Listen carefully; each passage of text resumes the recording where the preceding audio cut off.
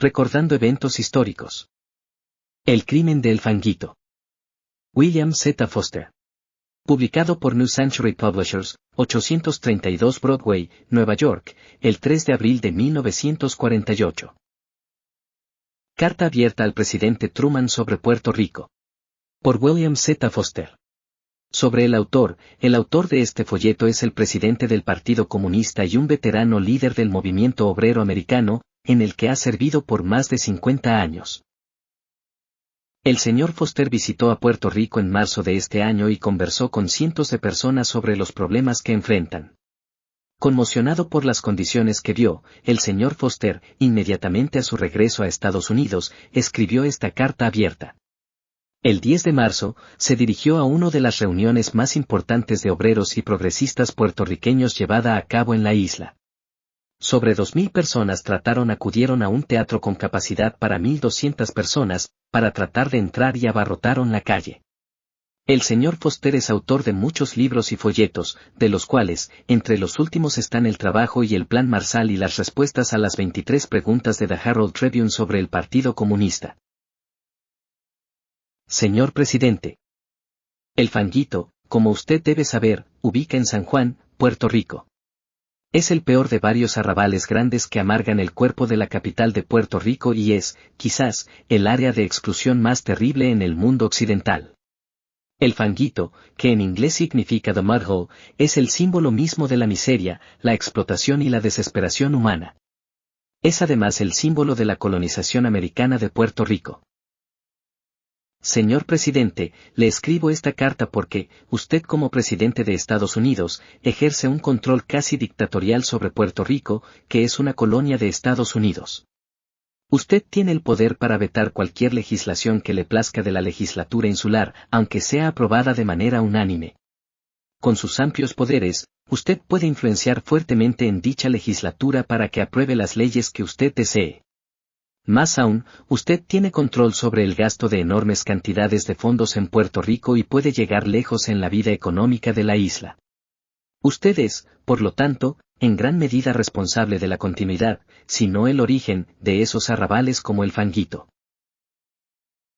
El Fanguito, junto a otros arrabales de San Juan, alberga entre 75.000 a 100.000 personas. Esto equivale a cerca de la mitad de la población de la capital. Estos espantosos arrabales son de hechura americana. El peor de ellos, el cáncer social, el Fanguito, durante los pasados 15 años ha estado expandiendo amplia y anchamente su veneno con maligna vitalidad. Estos enormes arrabales son el resultado inevitable de la despiadada explotación de Puerto Rico por el monopolio de la caña de azúcar, con la ayuda de políticos reaccionarios de Washington. Resford Tugwell, exgobernador de Puerto Rico, dijo lo siguiente sobre los arrabales de San Juan en su libro The Stricken Land. Pero lo que también me impactó, como debe ocurrirle a cualquier recién llegado o visitante que, como yo, no había venido a San Juan en varios años, fue la creciente ola de arrabales que parecían ahogar la ciudad. El Fanguito, la ciudad de Casucha sobre el Ciénaga detrás del canal Martín Peña que tenía algunos cientos de casas ilegales en 1934. Ahora la vemos estirándose hacia Río Piedras en un corredor de miseria aparentemente interminable. Tenía una especie de orden y gobierno propio como un homúnculo o alguna otra forma inferior de vida. Las chozas estaban en filas y dejaban algún espacio abierto en los cuales se acumulaba la inmundicia y 2 veces al día, la marea subía las pilas de basura y luego las amontonaba nuevamente en el mismo lugar. Qué asombroso fracaso de todos nuestros esfuerzos con esquemas de vivienda y obra pública para dejar atrás las fuerzas de desintegración que con tanto poder obran en esta isla. Dios mío, yo pensé, afortunadamente no tengo responsabilidad en esto. Permítame asegurarle, señor presidente, que este arrabal horroroso, no ha disminuido desde que el señor Tugwell escribió las palabras citadas arriba. Ahora es más grande y más terrible que nunca. Cuando usted estuvo en San Juan hace unas semanas, señor presidente, en ruta hacia su cómodo hotel en la montaña, pasó por uno de los bordes del Fanguito, pero usted no indagó sobre las espantosas condiciones que allí prevalecen. No es de dudar que sus subordinados le hayan dicho que las condiciones del Fanguito han sido exageradas por sus observadores y que se ha estado haciendo todo lo posible para remediar la situación. De manera que usted siguió de largo y en su discurso público cínicamente dijo a los puertorriqueños que con demasiada frecuencia hemos prestado atención a los problemas de Puerto Rico. Usted también expresó sendos halagos a la libertad, el progreso y la prosperidad de los puertorriqueños bajo el dominio colonial americano. No sorprende, pues, lo frígido de su recibimiento en San Juan y que la gente lo ignorara. Franklin D. Roosevelt, amable y generoso, hubiera entrado a ese arrabal y hubiera escuchado con empatía las desesperadas historias de la gente infeliz que allí habita, pero Truman no entró y no escuchó. Este contraste entre estos dos hombres explica por qué los oprimidos del mundo respetan el nombre de Roosevelt y no el de Truman. Además, su incapacidad de responder a los infortunios de la gente es por lo que los trabajadores en Estados Unidos no lo han de reelegir presidente en el próximo otoño. Sin duda, los grandes intereses militares y capitalistas que ahora dominan a Puerto Rico sintieron que, al usted ignorar el desagradable asunto del Fanguito, usted actuó de manera muy sensata. Ciertamente, usted es un hombre que no es sensible a los sufrimientos de la gente pobre, ni en Puerto Rico ni en Estados Unidos. Pero, al pasar de largo al Fanguito, aunque usted es la cabeza del gran imperio que mantiene a Puerto Rico como colonia, con falta de sensibilidad y con frialdad, ignoró el grave problema de los arrabales en Puerto Rico. Yo, como ciudadano americano, consciente de la fuerte responsabilidad de nuestra nación con este pueblo oprimido, no seguí de largo. Entré a este, que es el más precario de los arrabales, con su inmensa población y conversé con muchos de abatidos habitantes. Y yo vi y escuché historias de extrema pobreza que me acompañarán hasta el último de mis días. Sentí vergüenza de las intolerables condiciones que existen en Puerto Rico y que son provocadas por nosotros. La abrumadora pobreza y miseria del gran arrabal solo puede ser comparada con los arrabales de Oriente Medio y de India. Un Dante moderno, en busca de escribir un nuevo infierno, no tendría que ir más allá del Fanguito. El Fanguito se extiende sobre un llano cenagoso infestado de mosquitos. Las casas ilegales se arman a la ligera de cualquier material que consigan y las casuchas están increíblemente abarrotadas. La mayor parte de esos lugares no son aptos para cerdos, mucho menos para seres humanos. Las casas no tienen facilidades sanitarias y no hay recogido de basura. El suministro de agua es totalmente inadecuado, pues consiste solamente de grifos comunitarios esporádicos ingeniados por la misma gente. Hay áreas inmensas oscuras en la noche, pues no hay alumbrado y muchas personas son demasiado pobres para comprar lámparas de queroseno o velas. La mayor parte de las casas están prácticamente desprovistas de muebles. No hay ni calles en este horroroso arrabal, excepto en donde las personas han traído tierra y basura para crear algo así como un camino. Todo el lugar es un indescriptible espacio lleno de basura, latas y otros desechos. De ahí emana una pestilencia enfermiza que lo penetra todo. Lo peor de todo es la inundación periódica del sitio por la marea llena de basura. Para evitar esto, todas las casuchas se han establecido 2 o 3 pies sobre la tierra, pero algunas no tan elevadas asquerosamente se inundan repetidamente. Unos absurdos puentes peatonales llevan de una casucha a otra. Los niños, mayormente desnudos, sin juguetes ni espacios para jugar, caminan por el agua sucia. En un lugar que visitamos, un gran alcantarillado de la ciudad escupía su fétido contenido en un canal abierto por lo que la hedionda inundación de vez en cuando era arrastrada hacia la villa de los invasores, por la marea creciente. Mientras mirábamos esta chocante imagen, 2 pequeñas niñas desnudas como de 3 años de edad, caminaban por el agua asquerosa que salía de la boca del alcantarillado que les llegaba a la cintura. Estos desafortunados niños crecen mayormente sin escolaridad y analfabetos, junto a otras miserias y peligros. La realidad del hambre y la malnutrición crónica están rampantes en el Fanguito. Esto era demasiado evidente de ver las caras enjutas de los adultos y de la condición raquítica de los niños. Abundaba también la enfermedad tuberculosis, parásitos, malaria, bilharzia y muchas otras enfermedades que surgen de la pobreza, la suciedad y la desnutrición. La más terrible enfermedad de todas las enfermedades, según nos contó la gente, vino de los niños jugando desnudos en el infectado alcantarillado que inunda periódicamente el arrabal.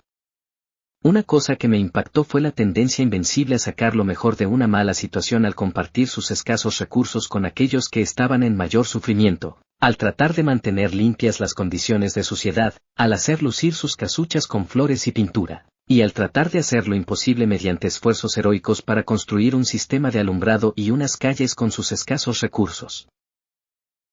¿Y quiénes cree usted que viven en esta siniestra comunidad del Fanguito? Señor presidente, por supuesto no son los ladrones y explotadores del pueblo puertorriqueño, nadie esperaría eso.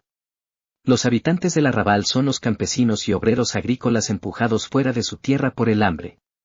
Los obreros con los salarios más precarios también viven allí. Y todo este sufrimiento es a causa de la despiadada explotación colonial americana. Cuando Estados Unidos le arrebató Puerto Rico a los españoles en 1898 había 60.000 propietarios de terrenos y ahora hay solamente 5.000. Las grandes corporaciones azucareras americanas se han apropiado de las tierras y explotan al pueblo desde sus oficinas en Nueva York. El desempleo en Puerto Rico, en las ciudades y el resto del territorio alcanza niveles muy elevados, entre un 40 y un 75% en las diversas categorías de empleo. Esta inmensa tasa de desempleo se da por el monocultivo de la caña y por las políticas contra la industrialización con que los explotadores americanos han amarrado a la isla. Los salarios en Puerto Rico, señor presidente, bajo la presión americana, son en promedio como una tercera parte de lo que son en Nueva York, pero las necesidades básicas cuestan tanto como en Estados Unidos, mientras que todo lo que sea lujoso o cuasi lujoso cuesta mucho más. Los trabajadores puertorriqueños resuelven el problema del costo de vida subsistiendo principalmente de arroz, habichuelas, bacalao seco, viviendo en las horribles chozas del arrabal hecho de madera desechada y planchas de hierro, sacrificando su educación y la de su familia, sacrificando su descanso y atención médica y muriendo prematuramente por 10 a 15 años. Son estos obreros agrícolas y de fábricas mal pagados, presa constante del desempleo, quienes llenan hasta abarrotar los inmensos arrabales del Fanguito. Desde luego, no todos en Puerto Rico viven en arrabales, pero, como dijo el señor Tugwell, los arrabales son un problema nacional que amenazan con ahogar la ciudad. La gravedad de las condiciones económicas de este país infeliz fue ilustrado gráficamente hace unos años en un informe del gobierno que demostró que en un territorio el presupuesto anual requerido para una familia fue establecido oficialmente en 1.240 pesos y el ingreso promedio anual de la población era solamente de 345 pesos por familia. Esta situación tan seria ha mejorado muy poco, si algo, durante los años de guerra y posguerra desde que este estudio se realizó. La gente del Fanguito estaba sorprendida de ver americanos que se interesen en sus problemas. Su concepción de los americanos, adquirida por la experiencia amarga, es que son duros explotadores, que viven de la miseria del pueblo puertorriqueño. Su sorpresa se esfumó, no obstante, cuando supieron que nuestro grupo estaba compuesto por comunistas americanos y puertorriqueños. Se arremolinaron en torno nuestro ansiosos por narrar sus trágicas historias y por mostrar sus miserables hogares. Un caso típico entre las veintenas de entrevistados por nosotros, era el de un trabajador que había estado desempleado por varios meses. Estaba sin dinero y tenía una esposa y varios hijos que alimentar. Nos dijo que sus hijos vivían recogiendo lo que pudieran de los vecinos también empobrecidos. ¿Está usted consciente, señor presidente, que desempleados como este hombre no recibe seguro por desempleo ni alivio alguno? Cuando termina el empleo son tirados a la calle a vivir o morir, según sea el caso. El gobierno de Estados Unidos, que determina las leyes básicas y las condiciones económicas de la isla, es definitivamente responsable de esta inaceptable situación. Visitamos otra familia víctima de la pobreza que vivía en una casucha que era más como una letrina que como un hogar. El padre estaba enfermo y desempleado. La esposa, una mujer de 28 años que obviamente fue una mujer hermosa, yacía en una cama de trapos, esperando la muerte por tuberculosis. No tenían dinero, ni comida, ni cuidados médicos de ninguna clase y, añado yo, ni esperanza. A la mujer le habían negado admisión al hospital porque no había habitaciones disponibles, según le dijeron. La angustia principal de esta madre moribunda era lo que sería de sus hijos pequeños hambrientos cuando ella falleciera. Nuestros guías, residentes del área, nos dijeron posteriormente que cuando ella murió, los vecinos se repartieron los hijos entre ellos, ¿qué más importaba una boca hambrienta más en su rebaño? Así es como resolvían la orfandad en la austera democracia de los pobres en el Fanguito. El último lugar que visitamos fue el hogar más terrible de todos. Era una familia de 11 hijos y el padre con tuberculosis muy avanzada había estado por largo tiempo desempleado. No había nada de comida en la casa y yo quedé totalmente impactado por la condición física de los niños, quienes estaban malnutridos casi hasta el punto de la inanición. Ver los más pequeños, que eran varios, era particularmente espeluznante. Estos bebés pálidos, raquíticos, de ojos febriles, barrigones y de piernas flacas, parecían incapaces de sonreír o llorar. Tan solo se nos quedaban mirando desconcertados ante ese mundo extraño que les negaba la leche y otros alimentos que sus pequeños cuerpos ansiaban. La madre y la abuela, quienes se ocupaban de aquellos niños hambrientos en la pequeña casucha, eran la imagen misma de la miseria y desesperación maternal. El proveedor de esta familia americana, pues, usted sabe, señor presidente, los puertorriqueños son ciudadanos americanos, era un niño de 12 años, que ganaba en San Juan un promedio de 50 centavos diarios limpiando zapatos. Esta familia indigente vivía de una exigua dieta de arroz blanco, que cuesta tanto por libra en Puerto Rico como en Nueva York. Los obreros nos presionaron para venir y ver los horrores del fanguito, pero después de ver la trágica familia de 11 no pude soportar más. Me enfermó la imagen de los bebés siendo asesinados por la hambruna, por el bien de la libre empresa americana y por las ganancias de capital. Al partir, prometí a los obreros de este terrible arrabal que tan bien como pueda, alzaría mi voz en su nombre en los Estados Unidos. Si tal pobreza puede existir en estos días de bonanza posguerra, puedo imaginar, entonces, las aterradoras condiciones se darán en esta isla cuando la crisis económica que se acerca impacte a Estados Unidos y arruine el mercado puertorriqueño del azúcar. Lo más terrible de mis experiencias en el fanguito fue la respuesta de los obreros a la pregunta de qué se puede hacer para mejorar su terrible situación. En una sola voz, las 2 o 3 docenas que se reunieron en torno a nosotros declararon que la mayor parte de los miles de personas impactadas por la pobreza querían que se les asegurara el derecho a permanecer en el fanguito. En este reclamo estaban todos unidos.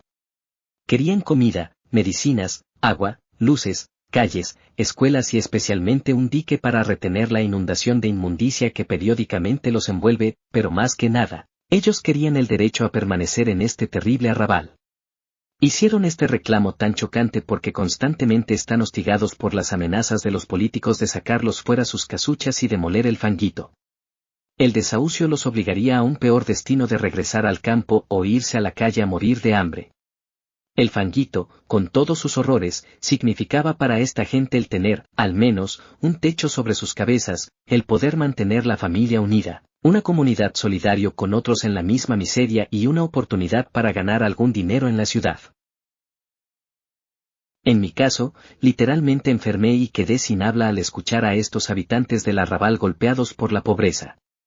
Son todos ciudadanos americanos sufriendo la plaga de la hambruna, la enfermedad y toda la adversidad de la pobreza, quienes tenían como su gran reclamo que les permitieran vivir en los cuchitriles el fanguito. ¿Qué le parece, señor presidente? ¿Se enorgullece usted como americano, como líder de un país que literalmente se ahoga en la riqueza acumulada? Cuando pregunté a los habitantes de este gran arrabal si el gigantesco proyecto de vivienda que se desarrolla en las afueras de San Juan aliviaría su situación, como muchos reclamaban, se rieron con cinismo.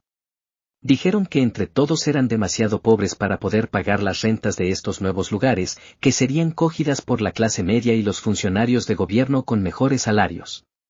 Así que los obreros del fanguito se agarran de sus casuchas como la única perspectiva realista que pueden visualizar.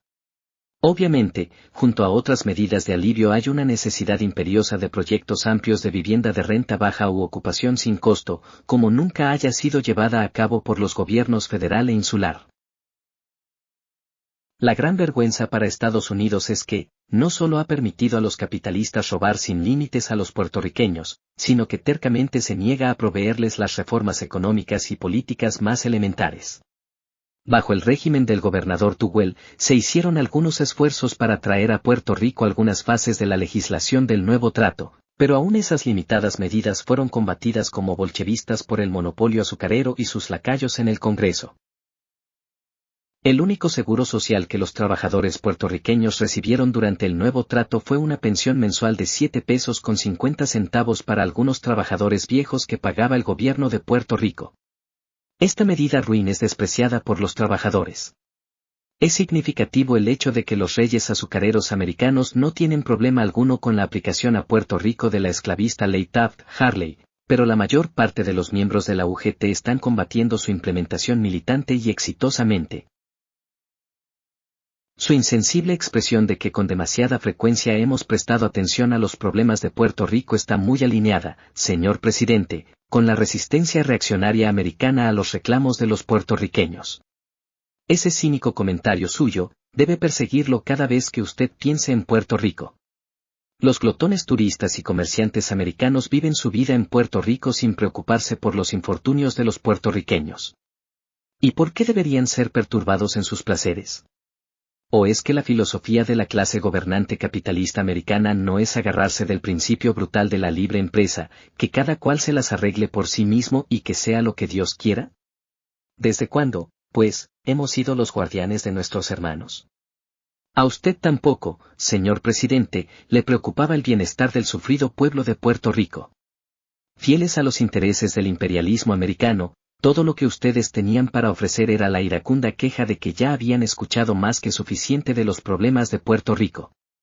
¿Acaso María Antonieta en alguna ocasión respondió de esta manera al pueblo empobrecido que exigía pan? ¿Lo recuerda?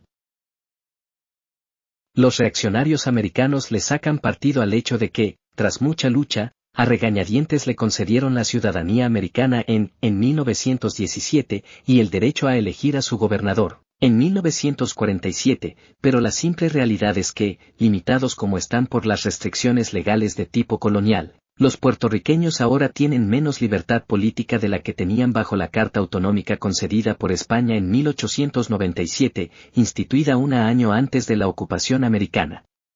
Nuestra Declaración de Independencia pudo bien haber sido redactada para expresar las quejas y aspiraciones de Puerto Rico, salvo que los agravios al pueblo puertorriqueño son más numerosos, más profundos y más devastadores que los que reclamaban los colonos americanos al rey George III. Los reaccionarios americanos, en defensa de los planes imperialistas de Wall Street, irónicamente se expresan preocupados por establecer la democracia y la prosperidad en Grecia, Corea, los Balcanes, China y otros países. ¿Por qué, entonces, no conceden esta democracia y prosperidad a Puerto Rico que está en el umbral de nuestra puerta? Las emisiones radiales de La Voz de América hacen alardes ante el mundo de las glorias del capitalismo americano. Sugiero, por lo tanto, señor presidente, que incluyan la historia de Puerto Rico en su programación. Puerto Rico, una tierra subtropical de eterno verano, es una de las islas más bellas del mundo.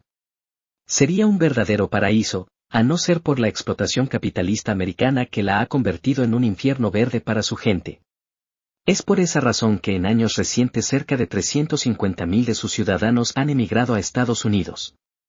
Esta gran migración de puertorriqueños se asemeja a la huida masiva de irlandeses hacia América durante el siglo pasado para escapar de la explotación y la tiranía británica. Los habitantes del Fanguito, la gran ciudad arrabal, son sencillamente esos puertorriqueños que no tienen los recursos para escapar de la opresión colonial americana. Puerto Rico es una de las islas en la amplia área del Caribe que ha sido explotada hasta el límite por el imperialismo americano, británico, holandés y canadiense. Estos países saqueados suman alrededor de 15 millones de habitantes. Si esta vasta área no está en ebullición con los movimientos revolucionarios de liberación que conmueven a India, China, Birmania, Indochina e Indonesia, es principalmente porque los diversos pueblos caribeños están separados por amplias distancias marinas y se dividen en una diversidad de lenguas y controles imperialistas. Ciertamente, sus quejas contra los amos imperiales son escasamente menos profundas que las de los pueblos oprimidos del lejano oriente. El imperialismo americano está tratando de hacer a toda Latinoamérica lo que ha hecho a Puerto Rico. En eso radica la importancia de las nuevas políticas vigentes entre los Estados Unidos y los países de América Central y América del Sur. De este modo, el forzar a estos países al libre comercio por parte de Estados Unidos dejará sus débiles industrias indefensas ante los monopolios americanos. El acuerdo, bajo sus propios términos, de libre acceso a las inversiones de capital americano tan solo dará a Wall Street el dominio financiero sobre América Latina. El tal llamado Acuerdo de Estandarización de las Armas significa la sumisión de las fuerzas militares de América Latina al control de Estados Unidos y el Pacto de Defensa interamericana de las 21 repúblicas del hemisferio no es otra cosa que no sea un esquema para convertir a los países de América Latina en títeres de Estados Unidos en la guerra que nuestros belicistas, con usted a la cabeza, están organizando en contra de la Unión Soviética. Con estas medidas que ahora están siendo implementadas, varios países latinoamericanos no son ni la sombra de su independencia nacional. No es de sorprender que, como dijo Sano Waus en el New York Herald Tribune hace un par de días, el sentimiento antiamericano se está regando rápidamente por América Latina. Permitamos que el fanguito, con su opresión y miseria, sea un aviso a los pueblos de América Latina de lo que el imperialismo de Wall Street les tiene preparado. En San Juan, la bandera americana flota serenamente sobre esta indescriptible miseria, explotación y vida arrabalera que nuestro capitalismo ha traído al pueblo de Puerto Rico. Sin embargo, en el propio fanguito yo no vi flotando ninguna bandera americana. Allí, como en lo ancho y amplio de Puerto Rico, las personas detestan vehementemente todos los aspectos del gobierno americano, incluido usted, señor presidente. Detestan la implacable explotación de su país por parte nuestra, detestan que les dictemos las leyes que deben y no deben aprobar, detestan nuestra arrogancia al mantener a su país como colonia nuestra, nos detestan por obligarlos a enseñar inglés y no español a sus niños, nos detestan por nuestros intentos de imponer a su gente el infame sistema Jim Crow. En una palabra, exigen la independencia nacional. Y, señor presidente, no quieren el colonialismo liberal, la estadidad ni ese estatus territorial, Dominion status, ni vagas promesas de que algún día se les garantizará la libre determinación, como la que ha hecho usted. Ellos consideran que todos estos artilugios son esquemas ilusorios para continuar la dominación americana. Yo pienso que, nosotros, los americanos, a juzgar por nuestro pasado revolucionario, debemos ser capaces de comprender y conceder este reclamo de libertad de un pueblo oprimido. Y nuestro pueblo lo haría si conocieran la verdad sobre la situación de Puerto Rico. El mantener a Puerto Rico como colonia por la fuerza significa, no solo agravar los males de este pequeño país, sino violar nuestra propia Declaración de Independencia y nuestra Constitución. También significa el pisotear nuestras mejores tradiciones revolucionarias y renegar las frívolas promesas de liberación que hicimos al pueblo puertorriqueño cuando nuestro ejército conquistó su hermosa isla hace medio siglo. Lo que debemos hacer sobre todo este asunto de Puerto Rico, señor presidente, se puede decir en pocas palabras, bajo 3 puntos. Primero, se le debe conceder la independencia nacional incondicional a los puertorriqueños, una nación de sobre 2 millones de personas. Segundo, debemos retirar de inmediato nuestras fuerzas militares de la isla, dejando la defensa del Canal de Panamá a las Naciones Unidas. Y, tercero, debemos proveer todo el financiamiento que permita a los puertorriqueños construir un sistema industrial y una agricultura diversificada en la isla que les permita desarrollar prosperidad. En el tercer punto, permítame decirle que sería una medida constructiva si el Congreso tomara los 450 millones de pesos despilfarrados ahora en construir la gran base militar de Puerto Rico y le diera estos fondos a los puertorriqueños como un primer plazo en el costo de la reconstrucción de su sistema económico. No obstante, señor presidente, estoy muy consciente que ni usted ni el Congreso reaccionario tomarán estas medidas voluntariamente. Impulsar que se haga todo esto será una tarea del creciente movimiento obrero y progresistas de Estados Unidos. El Partido Comunista continuará brindando su apoyo total a esta lucha de liberación.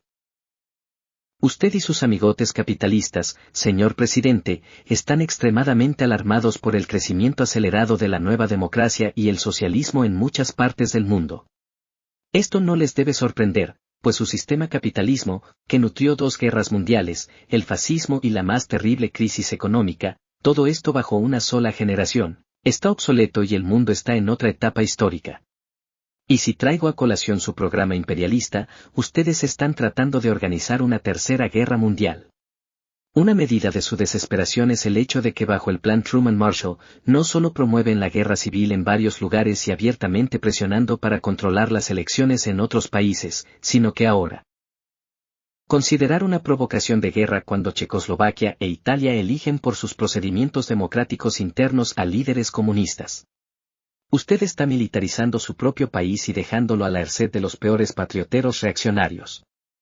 Las guerras imperialistas del capitalismo para la explotación han dejado al mundo en ruinas y han llevado a miles de millones de personas a la hambruna. Todo lo que ese moribundo mundo del capitalismo tiene para ofrecer a la humanidad, en mayor escala, es el lodazal del fanguito. Y el fanguito es un símbolo de miseria y opresión que las masas del mundo no aceptarán jamás, ni pueden ser obligadas a ello, ni tan siquiera con todo el dinero, la hipocresía y las bayonetas de Wall Street. La trágica importancia de Puerto Rico es que sencillamente pone al descubierto al imperialismo americano, tal cual es, en todas sus brutales tiranía y explotación. Es una advertencia al mundo democrático de lo que significaría la dominación de Wall Street.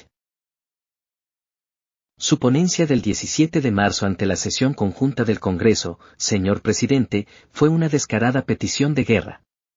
Como ya está anticipando su derrota en la elección presidencial, usted está tratando de asegurar la reelección y ganarle al movimiento hacia un tercer partido al crear una histeria bélica y una reacción fascista. Usted está deliberadamente rechazando una relación pacífica con la URSS. Sus intentos de convertir al mundo entero en un gran Puerto Rico, explotado por Wall Street, están siendo derrotados por la firme resistencia de los pueblos democráticos del mundo. Ha fallado ataque diplomático atómico que tiene como propósito amedrentar al mundo democrático. Su doctrina Truman de cultivar guerras civiles en varios países ha naufragado en Grecia y China. Su plan Marshall de dominar a Europa con el poder económico de Estados Unidos también está fracasando. Por eso es que ahora usted y su claque militar de Wall Street tratan de lograr sus objetivos imperialistas por medio de precipitar al mundo a una nueva guerra. Señor presidente, cautela con dar ese salto. En donde Hitler falló, Truman no será exitoso. La Primera Guerra Mundial llevó a una sexta parte del mundo capitalista al socialismo, la URSS. La Segunda Guerra Mundial ha resultado en tornar a media Europa hacia el socialismo y ha acabado con los sistemas imperialistas coloniales del Lejano Oriente. Una Tercera Guerra Mundial como la que usted pretende provocar llevaría a la caída del capitalismo en el mundo. La indignación de los pueblos democráticos del mundo le pondrían fin al sistema capitalista y el mundo entero iniciaría su camino hacia el socialismo.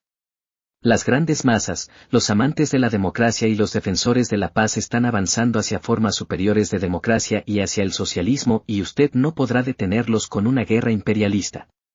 Usted solo puede acelerar el tempo de su marcha hacia adelante. Conocido es que aquellos a quienes los dioses quieren destruir, primero enfurece, whom the gods would destroy they first make mad.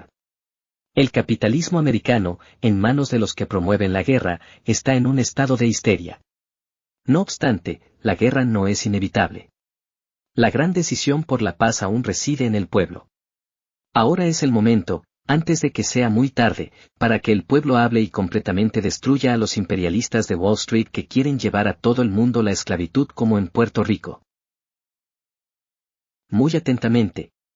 W. M. Foster, presidente nacional del Partido Comunista de EU. El propósito de esta presentación es educar a nuestra gente sobre eventos históricos que no han sido documentados adecuadamente, que han sido ignorados en los registros escritos o que de otra manera han caído en el olvido. Estos eventos no se enseñan en nuestras escuelas ni forman parte de nuestra memoria histórica colectiva. Sin embargo, representan el compromiso y los sacrificios que aquellos que vinieron antes que nosotros hicieron con la esperanza de que nuestro país isleño pudiera algún día ser libre y soberano. Al sacar a la luz estas historias, buscamos devolver la dignidad a quienes lucharon y sufrieron en silencio, corregir la narrativa incompleta que se nos ha transmitido y asegurar que las futuras generaciones comprendan el verdadero precio de la libertad y la soberanía que hoy exigimos. Estos eventos han sido relegados al margen de la historia oficial, no porque carezcan de importancia, sino porque a menudo quienes los protagonizaron carecían de poder para escribirlos. Fueron campesinos, trabajadores, soldados anónimos, madres y padres comunes que dieron sus vidas por un ideal. Su memoria merece ser rescatada del silencio. Esta presentación no es solo un acto de recordación. Es un acto de justicia histórica. Porque un pueblo que olvida su pasado, especialmente las luchas que le costaron sangre y dolor, está condenado a no comprender plenamente quién es ni hacia dónde quiere ir. Recordar es también un acto de soberanía. Quien controla la memoria de un pueblo, controla su futuro. Por eso, recuperar nuestra verdadera historia es parte esencial de nuestra liberación.